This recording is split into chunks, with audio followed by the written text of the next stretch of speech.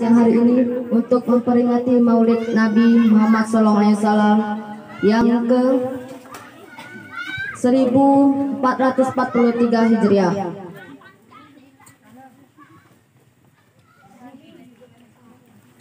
Yang kedua kalinya, salawat dan salam. Tak lupa pula kita sanjung agungkan kepada junjungan kita, yakni Nabi Agung Nabi Muhammadin Sallallahu Alaihi Wasallam, yang mana telah membawa umatnya dari zaman jahiliyah menuju zaman Islamiyah yang kita rasakan pada saat hari ini. Moga-mogahan kita semua yang hadir di sini dapat mengambil syafaatnya di yaumil akhir nanti. Amin Allahumma amin. Berdirinya saya di sini untuk menyampaikan ceramah saya yang saya beri judul Kematian. Bapak-bapak dan ibu-ibu hadirin yang saya muliakan, kita sebagai manusia pasti akan mati. Tidak ada yang selamanya. Betul apa betul? Betul. Yang namanya makhluk pasti akan mati. Yang setiap yang bernyawa pasti akan mati. Siapa yang akan mencabut nyawa kita nanti? Yaitu Allah. Allah akan memerintahkan malaikat, yaitu malaikat Israel. Saat kita mati nanti tidak ada yang kita bawa kecuali 3 perkara. Yang pertama adalah sedekah jariah. Yang kedua adalah ilmu yang manfaat. Yang ketiga adalah doa dari anak yang soleh soleha. Sedekah jariah. Bapak-bapak dan ibu-ibu, kita harus bersedekah kepada semua orang yang tidak mampu, yang harus kita sedekahkan. Sedekah itu bukan berupa uang dan harta, tapi bahkan senyum itu juga sedekah. Jadi jika bapak-bapak dan ibu-ibu lagi melarat atau tidak ada uang, senyum saja itu pun sudah sedekah. Itu murahnya Allah, senyum pun bisa jadi sedekah. Subhanallah.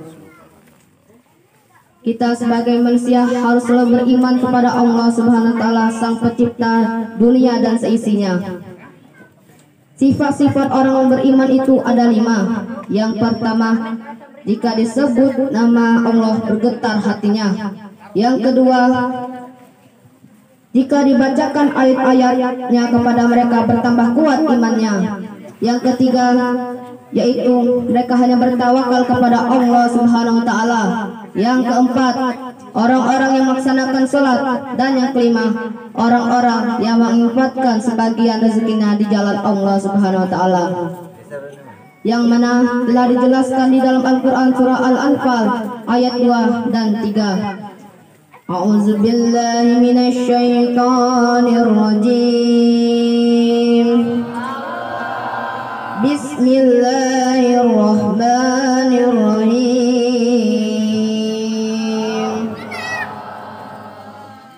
Innamal mu'minuna allazina idza dzukirallahu wajilat qulubuhum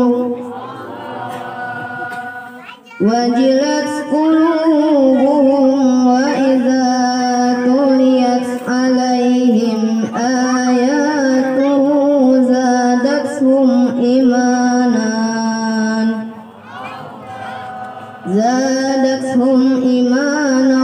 wa ala rabbihim yatawakkalun. Alladzina yuqimuna as-salata wa mimma razaqnahum yunfiqun.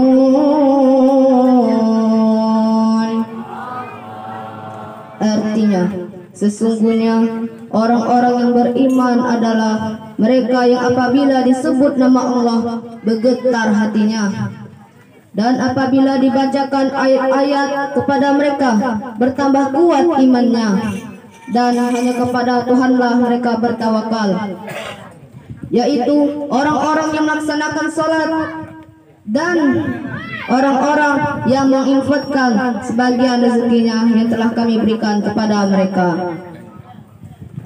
Jadi sifat-sifat orang beriman itu ada 5. Jika bapak-bapak dan ibu-ibu memiliki salah satu sifat-sifat tersebut, maka insya Allah ibu termasuk orang-orang yang beriman kepada Allah Subhanahu wa Ta'ala. Barang siapa yang beriman, maka Allah akan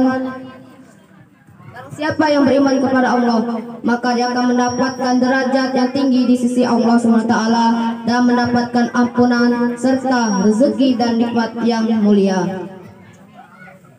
A'udzubillahi minasyaitonir rajim. Bismillahirrahmanirrahim. Ulaika humul mu'minuna haqqan lahum darajatun 'inda rabbihim wa maghfiratun wa rizqun karim.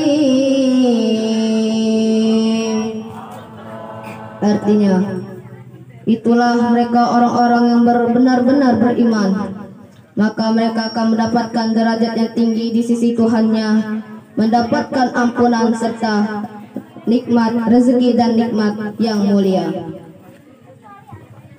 Bapak-bapak, ibu-ibu yang saya muliakan,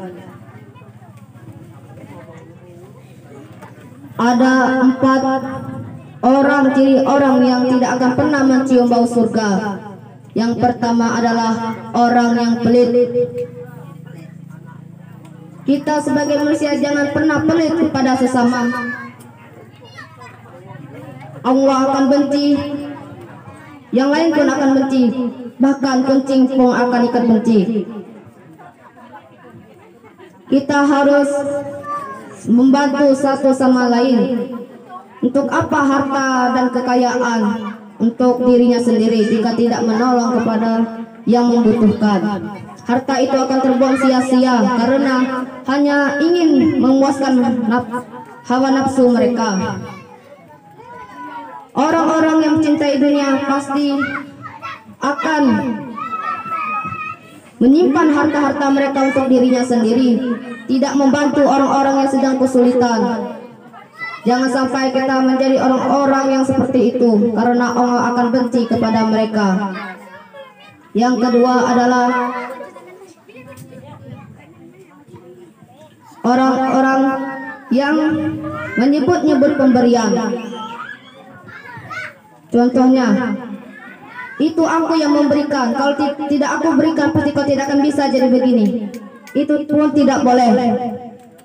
Menyebut-nyebut pemberian itu artinya tidak ikhlas. Untuk apa diberikan kalau juga tidak ikhlas? Yang ketiga adalah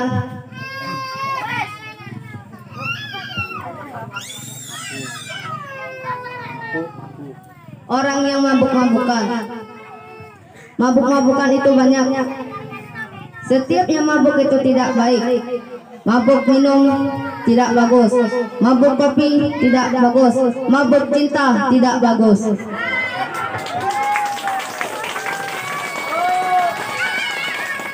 Karena mabuk-mabukan banyak orang yang sering berzina dan membunuh. Jadi ada suatu cerita, dulu ada janda yang cantik sekali yang sedang membawa barang larangnya. Lalu bertemu dengan seorang santri yang tampan sekali. Janda itu pun minta tolong kepada santri tersebut. Karena kasihan, santri tersebut lalu menolongnya, membawakan barang-barang yang dibawanya. Terus kata janda tersebut, mantap ini, katanya, tampan sekali, kesempatan katanya. Lalu disuruh masuklah ke kamar untuk meletakkan barang-barang tersebut. Lalu apa yang terjadi? Tidak lama kemudian janda tersebut mengunci kamarnya. Lalu dirayu-rayulah santri tersebut. Katanya, tidak itu dosa, katanya. Lalu terus dirayu-rayunya tapi tidak berhasil. Lalu dia mengeluarkan minum-minuman yang haram, itu khamar. Katanya, ya sudah kalau tidak mau, yang penting kamu minum saja. Tidak, katanya, itu barang haram, Allah akan marah kepadaku. tapi terus dirayu-rayunya. Minumlah Bang, cuma sedikit tidak apa-apa kalau untuk obat. Lalu diminumlah minuman haram tadi. Karena santri tidak pernah minum seperti itu, sedikit pun mabuk. Jadi dirayu-rayunya pun dia pun mau. Akhirnya mengapa? Pas dilihatnya dia telah melakukan perbuatan yang zina. Karena takut ketahuan oleh orang lain, dia pun membunuh janda tersebut. Jadi itulah akibat dari minum-minuman yang haram. Minuman, dosa yang minum haraman pun dapat, dosa berzina dapat, dan dosa membunuh juga dapat. Jadi mengapa kita menjauhi minum-minuman yang haram? Yang terakhir adalah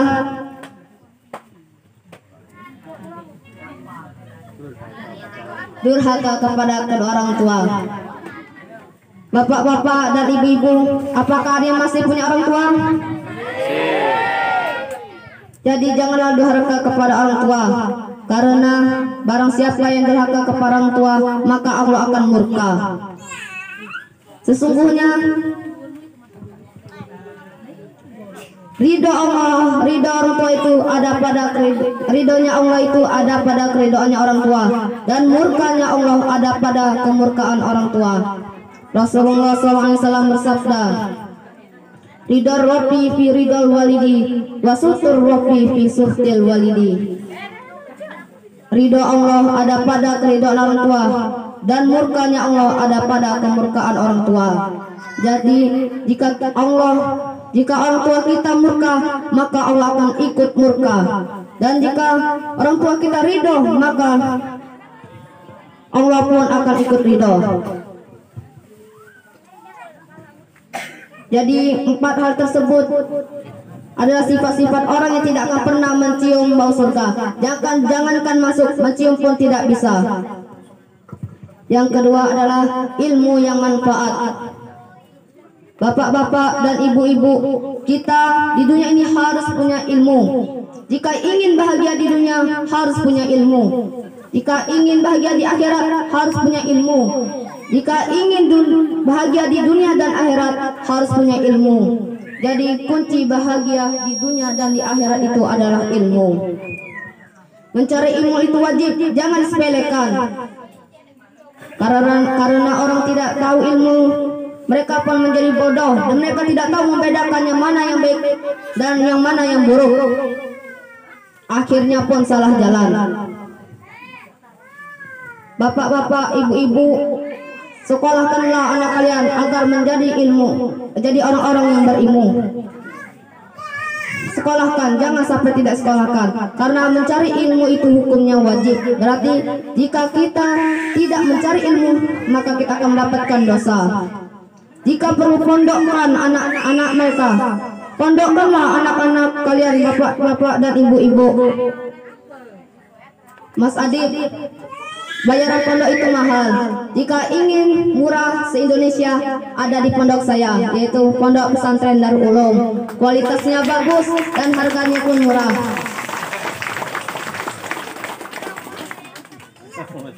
Yang ketiga dan yang terakhir adalah doa dari anak yang soleh-soleha. Bapak-bapak dan ibu-ibu, didiklah anak-anak kalian menjadi anak yang soleh-soleha. Bagaimana cara mendidiknya? Ajarilah ilmu agama. Anak tersebut tergantung pada orang tuanya. Jika orang tuanya mengajarkan hal yang baik pada anak mereka, maka insya Allah anak itu akan ikut baik. Tetapi sebaliknya, jika orang tua mengajarkan hal yang buruk, maka anaknya akan ikut buruk. Anak-anak itu, apalagi yang masih kecil, itu seperti kertas putih. Ada kertas putih yang bernasib baik karena ditulis ayat-ayat Al-Quran. Ada juga kertas putih yang bernasib buruk karena ditulis-tuliskan dengan kata-kata yang kotor. Jadi anak yang soleh-soleha itu ada tergantung pada orang tuanya. Apalagi jika kita sudah mati, siapa yang akan mendoakan kita? Yaitu anak kita yang soleh dan soleha. Saat disiksa oleh malaikat, kata Allah, jangan dulu siksa dia. Karena anaknya telah mendoakannya, maka diangkatlah derajat oleh Allah, maka diangkatlah kedua orang tersebut oleh Allah SWT. Kenapa? Anaknya yang mendoakannya.